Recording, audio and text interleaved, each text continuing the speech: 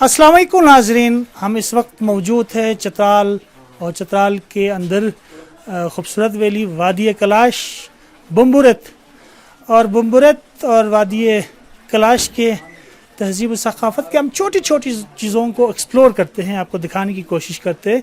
ये पुराने जो रहते थे अपनी घर बनाकर, उस घर को हम आपको दिखाएंगे कैमरे की आंख से। किस तरह के तर्ज ज़िंदगी है उनकी, यहाँ रहन सहन है। एक बहुत ही पुराना घर, कोई 150 साल पुराना घर, जो उस ज़माने से लोग जिस अंदाज में रहते थे, उस घर को मैं आपको दिखा रहा हूँ। आए नाजरीन, चलते हैं कलाश का बुम्बुरत में एक खूबसूरत घर जो पुरानी घर तहजीब का हेरिटेज का हिस्सा है, उसको आपको कैमरे की आंख से दिखाता हूँ।